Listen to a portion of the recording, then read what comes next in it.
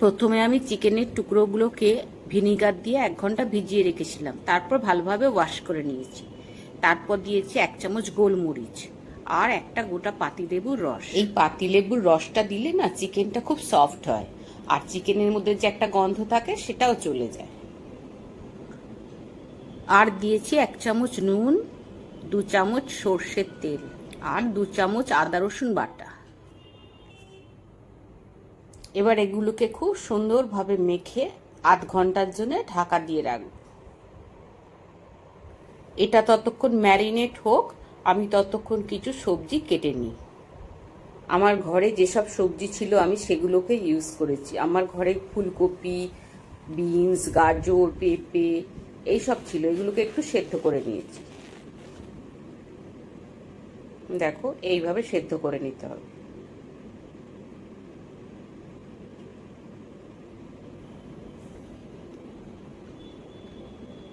এবার কড়াতে খুব সামান্য পরিমাণ তেল দিয়ে চিকেনগুলোকে একটু ময়দা মাখিয়ে নিয়ে ওর মধ্যে দিয়ে দিলাম। খুব কম তেলেই এটা রান্না করতে হবে।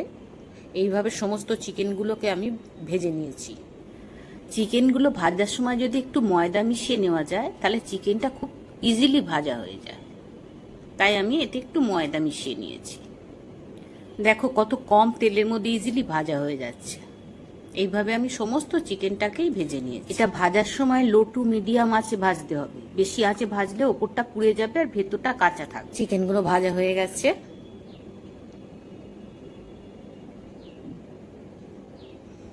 এবার ওই কড়াতেই 2 চামচ বাটার দিয়েছি আর দিয়েছি 1 চামচ রসুন বাটা।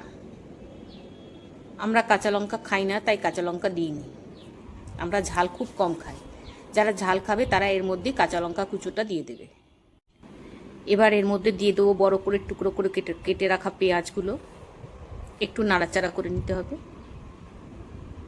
এবার দিয়ে দেবো সবজিগুলো, এগুলো একটু নাড়াচাড়া করে নেব।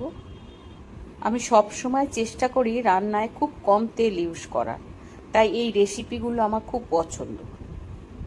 এটা খুবই হেলদি রেসিপি আর ইজি রেসিপি। এবার এর মধ্যে দিয়ে দেবো 1 চামচ গোলমরিচ আর পরিমাণ মতো নুন।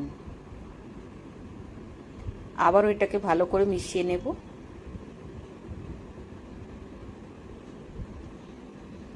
এবার এতে দিয়ে দেবো কেটে রাখা ধনেপাতা কুচি